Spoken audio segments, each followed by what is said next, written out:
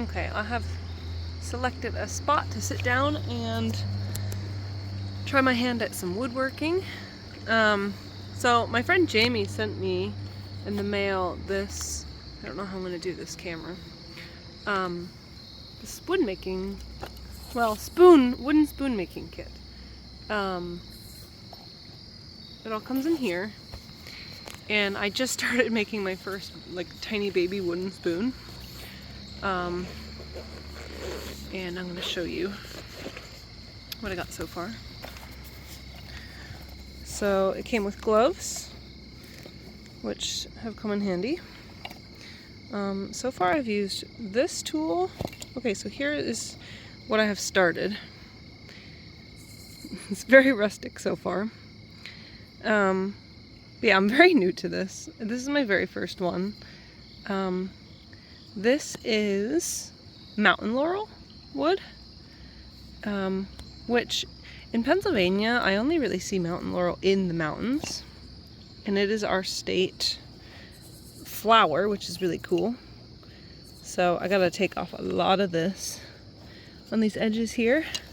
This tool I've tried so far, I don't know the names of them yet, but it came with a book. This tool I have tried out, and then also that one I have not tried. This one right here, it is rounded. So yeah, I'm gonna sit here and work on that for a minute. I was gonna set up my hammock, but I'm running out of daylight. I just don't have enough time, so I'm just gonna sit here and do that for a hot minute, and I will show you if I get much done with it. So.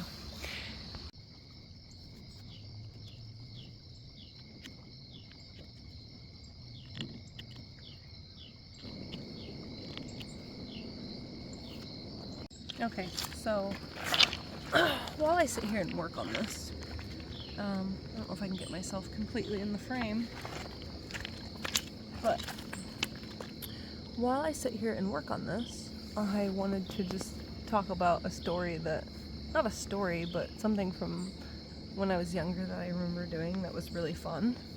And I'm sure a lot of you guys have done this. But when I was a kid in Pennsylvania, it got really cold and we actually got snow. That doesn't seem to happen anymore, but it got very cold. I remember it being freezing and us getting quite a bit of snow. And anyways, my grandmother's property, which is close to 150 acres, a swamp runs through it, a pretty large swamp. And she had a couple pairs of ice skates in her attic. And every year, at least a few times a year, it got cold enough that the swamp froze over thick enough. I think like at least 4 inches, they say, is thick enough to walk on it. But we would bring ice skates down to the swamp, which was quite a walk. Not just ice skate, we would just walk on it too. But we would go walk on the swamp, on the frozen swamp, and the really cool thing about that was if the ice was clear enough, you could see wildlife that wasn't fully hibernating underneath the ice. So sometimes you could see little fish and occasionally turtles under the ice while you were standing on it. Now turtles, like snapping turtles, they'll go into slow mode and go down into the mud, but occasionally you could see them under the ice. And it was really hard to ice skate because if you've ever been in a swamp before, there's a lot of stumps and grasses growing out of it. So the ice was not very smooth. It was kind of wobbly and bumpy.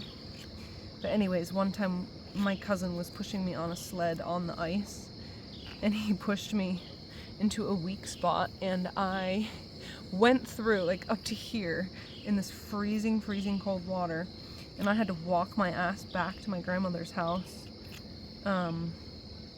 with all wet clothes. and it was probably like, I don't know, like a 15-minute walk back or something like that. Luckily, she had like a pretty dang warm wood fireplace that I just was able to dry myself rather quickly. Oh, here's my spoon so far. This looks pretty rough, but I haven't watched videos on how to do this yet. I roughly went through the book that he sent me that this came with.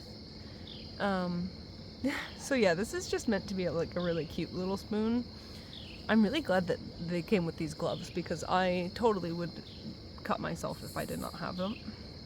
But I'm sure a lot of you guys have similar experiences, like something along those lines of like walking on ponds or lakes, or I know it's not the safest thing on the planet, but it's just kind of something that we did.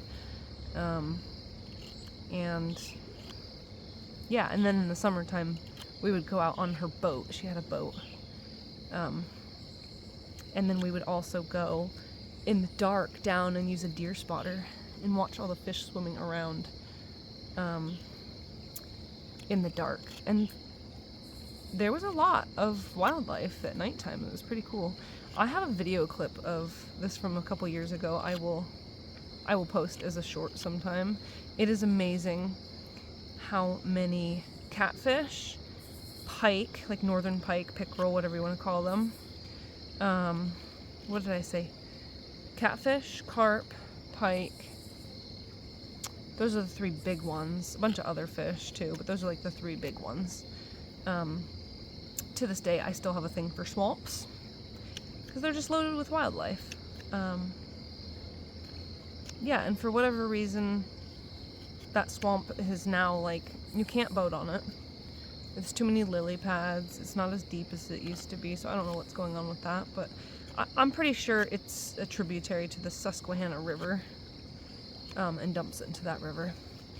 But I don't have very much time on my hands, so this is going to take me a very long time to finish this. I just have a little bit of time here and there to do it.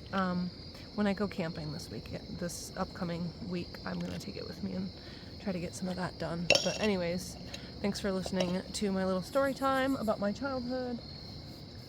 And let me know if you have any cool stories.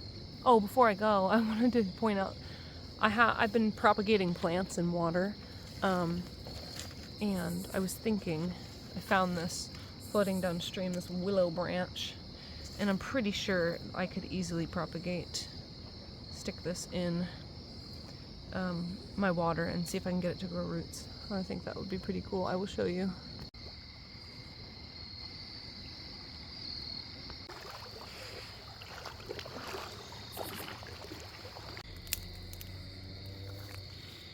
All these giant cutleaf coneflowers.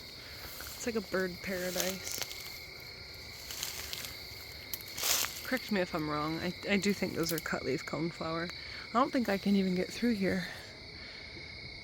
It's so overgrown.